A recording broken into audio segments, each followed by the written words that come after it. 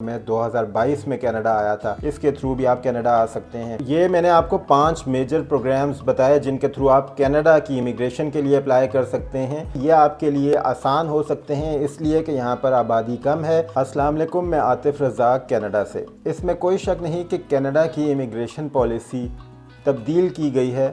हालात उतने आसान नहीं हैं जितने आज से 2 साल 3 साल पहले थे, लेकिन फिर भी ऐसे कुछ प्रोग्राम्स मौजूद हैं जिनके थ्रू आप कनाडा आसानी से आ सकते हैं। अगर आप थोड़ी सी कोशिश करें, थोड़ी सी मेहनत करें, इन प्रोग्राम्स पर गौर करें तो आप ज़रूर कनाडा आ सकते हैं। आज की वीडियो में मैं ऐसे ही कुछ प्रोग्राम्स आपके सामने रखूँगा जिनकी मदद से आप कनाडा आ सकते हैं, कनाडा की इमिग्रेशन हासिल कर सकते हैं। अगर अभी तक आपने हमारे चैनल को लाइक नहीं किया, सब्सक्राइब नहीं किया तो आप YouTube के ऊपर इसको सब्सक्राइब कर सकते हैं ताकि आप तक कनाडा से मुताल्लिक बेहतरीन मालूमात बर वक्त पहुँच सके। पिछले दिनों कनाडा के विज़िट वीज़ा के हवाले से, वर्क परमिट के हवाले से कुछ तब्दीलियाँ लाई गई हैं, कुछ मुश्किल फ़ैसले किए गए हैं, लेकिन ये याद रखने की ज़रूरत है, जहन में रखने की ज़रूरत है कि कनाडा को साल 2026 तक तकरीबन 14 लाख न्यू इमिग्रेंट्स की ज़रूरत है। तो इससे अंदाज़ा होता है कि आपके पास अभी भी चांस मौजूद है, अभी भी आप कनाडा के अंदर आ सकते हैं, कनाडा की इमिग्रेशन हासिल कर सकते हैं। अगर आप कनाडा आना चाहते हैं, यहाँ पर अपनी लाइफ सेटल करना चाहते हैं तो आपके पास चांसेस मौजूद हैं।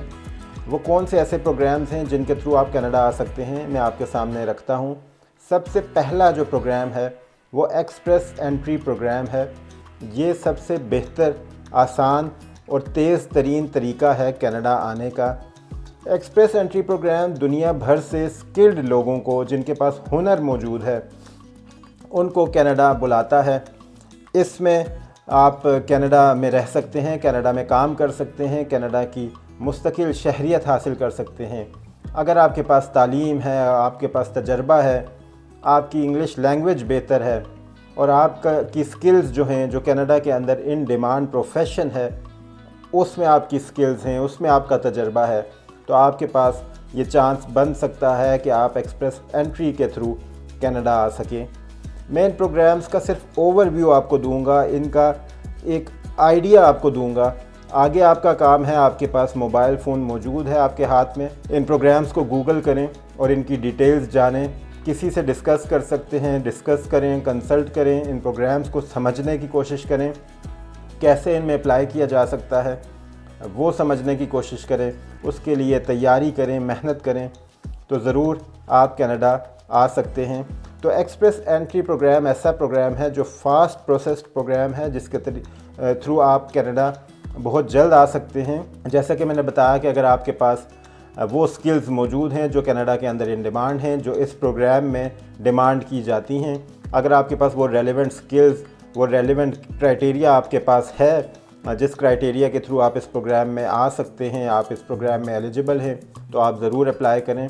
दूसरा जो प्रोग्राम है वो फैमिली क्लास स्पॉन्सरशिप है, यानी कि कनाडा के अंदर अगर आपकी कोई बहन या आपका भाई मौजूद है तो वो आपको बुला सकते हैं कनाडा के अंदर, आप उनकी मदद हासिल कर सकते हैं, उनके पॉइंट्स आपको मिल जाते हैं।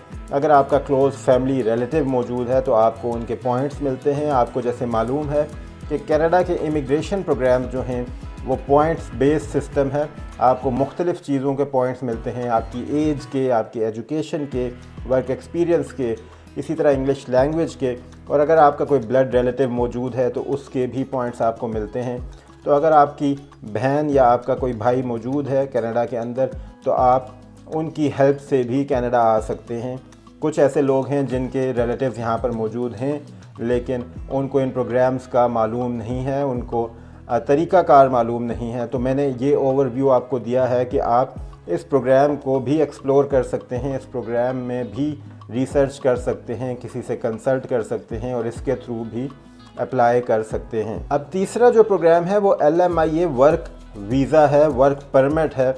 उसमें होता ये है कि अगर आपको कोई जॉब ऑफ़र है कनाडा के अंदर से, आप मुख्तलिफ़ जॉब्स के लिए अप्लाई करते हैं, अपने मुल्क में बैठ के अप्लाई करते हैं, कोशिश करते हैं, अपने स्किल्स को इतना डेवलप करते हैं, आप यहाँ पर जॉब्स के लिए अप्लाई करते हैं, आपकी जॉब हो जाती है, आपको एम्प्लॉयर की तरफ से LMIA लेटर जो है LMIA जॉब ऑफ़र की जाती है, तो आपके लिए बहुत आसान हो जाता है कनाडा के अंदर आना, कनाडा में जॉब करना, वर्क परमिट हासिल करना, और उस वर्क परमिट की बेस पर फिर आप कनाडा के अंदर मुस्तकिल शहरियत हासिल कर सकते हैं। तो ये तीसरा रास्ता है, तीसरा प्रोग्राम है LMIA वर्क परमिट कनाडा के अंदर आने का, कनाडा की शहरियत हासिल करने का। इस पर भी आप मज़ीद रिसर्च कर सकते हैं। जैसा कि मैंने बताया कि मैं इन प्रोग्राम्स का सिर्फ ओवरव्यू बताऊंगा, आपको सिर्फ उनके नाम बताऊंगा। आपके पास मोबाइल फ़ोन्स मौजूद हैं, आप इन प्रोग्राम्स को गूगल कर सकते हैं, इन पर रिसर्च कर सकते हैं, इनकी डिटेल्स जान सकते हैं, इस पर दूसरे लोगों से कंसल्ट कर सकते हैं और इन प्रोग्राम्स के बारे में समझ सकते हैं, इन पे अप्लाई कर सकते हैं। चौथा जो रास्ता है, चौथा जो प्रोग्राम है कनाडा आने का, वो प्रोविंशियल नॉमिनी प्रोग्राम है, PNP है, जिसके थ्रू मैं भी कनाडा आया था। हर प्रोविंस का अपना एक प्रोग्राम है, इमिग्रेशन प्रोग्राम है। जैसे अल्बर्टा का है, ब्रिटिश कोलंबिया का है, ओंटारियो का है, मैनीटोबा का है। उसमें मुख्तलिफ़ चीज़ें डिमांड की जाती हैं, आपकी एज, आपकी एजुकेशन, आपका एक्सपीरियंस, इसी तरह आपकी इंग्लिश लैंग्वेज की स्किल्स, और अगर आपका कोई रिलेटिव मौजूद है तो वो भी पॉइंट्स काउंट करते हैं। तो ये एक और तरीका है कनाडा आने का, प्रोविंशियल नॉमिनी प्रोग्राम। इसका भी मैंने आपको नाम बता दिया है, आपने गूगल करना है, आपने इसकी डिटेल्स सर्च करनी है। इसके अलावा जो पांचवा प्रोग्राम है, पांचवा रास्ता कनाडा आने का है, वो कनाडा इन्वेस्टर प्रोग्राम है। अगर आपके पास इन्वेस्टमेंट है, आपके पास रकम मौजूद है, आप यहाँ पर इन्वेस्ट कर सकते हैं, यहाँ पर अपना बिज़नेस स्टार्ट कर सकते हैं। आप पाकिस्तान में बिज़नेसमैन हैं, आपके पास सरमाया मौजूद है, आप कनाडा में भी अपने एक्सपीरियंस को यहाँ पर यूज़ करते हुए यहाँ पर बिज़नेस स्टार्ट कर सकते हैं, यहाँ की इकोनॉमी को सहारा दे सकते हैं, यहाँ पर बेहतर तरीके से अपना बिज़नेस चला सकते हैं। तो आपके लिए बेहतरीन चांस है, क्योंकि बिज़नेस प्रोग्राम में आप अपने बच्चों को भी और अपने स्पाउस को भी साथ कनाडा के अंदर ला सकते हैं, यानी कि आपका फुल फ्लेज फैमिली इमिग्रेशन होती है कनाडा के अंदर बिज़नेस प्रोग्राम के थ्रू, इन्वेस्टर वीज़ा के थ्रू। अगर आप कनाडा में इन्वेस्ट करते हैं, बिज़नेस स्टार्ट करते हैं, तो आप कनाडा आ सकते हैं। आप इस प्रोग्राम पे भी रिसर्च कर सकते हैं, इसको गूगल कर सकते हैं, इसकी मज़ीद तफसीलात देख सकते हैं। तो ये मैंने आपको 5 मेजर रास्ते बताए हैं, मेजर प्रोग्राम्स बताए हैं जिसके थ्रू आप कनाडा आ सकते हैं। आपने इनको सर्च करना है, गूगल करना है, इन पर डीपली रिसर्च करनी है, इनको बेहतर तरीके से समझना है।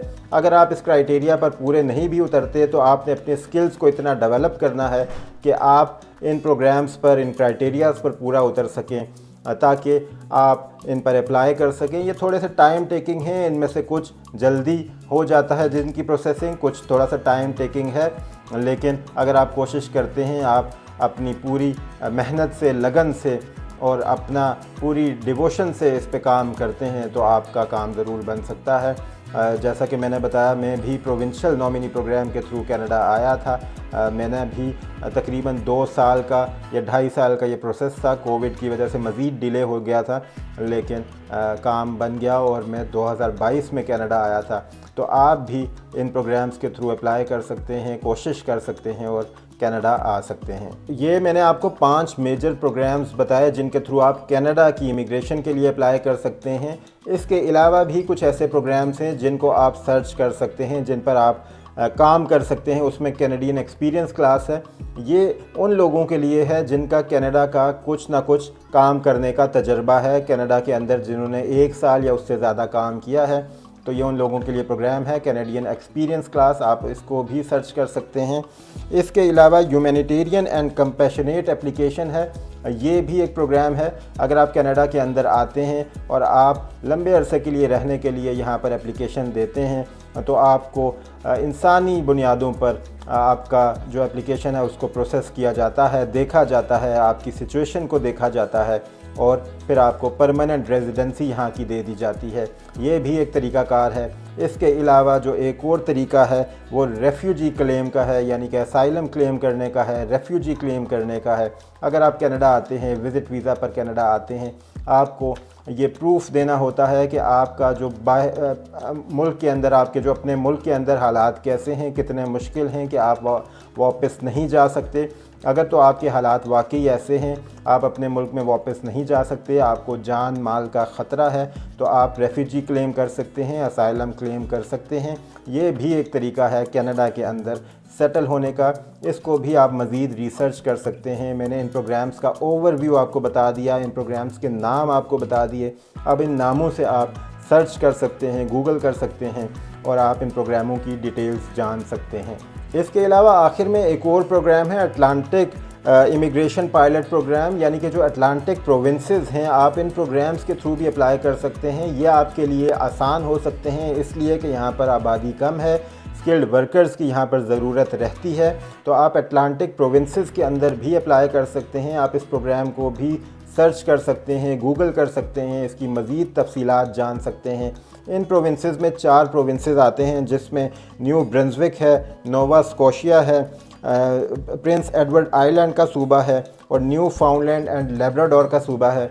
ये 4 सूबे हैं जो अटलांटिक प्रोविंसेस में आते हैं। अटलांटिक इमिग्रेशन पायलट प्रोग्राम है ये, इसको भी आप सर्च कर सकते हैं। इसके थ्रू भी आप कनाडा आ सकते हैं। अब आपने करना ये है, मैंने आपको एक ओवरव्यू दिया है इन सब प्रोग्राम्स का, इन सब प्रोग्राम्स के नाम मैंने आपको बता दिए हैं। आपके पास मोबाइल फ़ोन आपके हाथ में मौजूद है।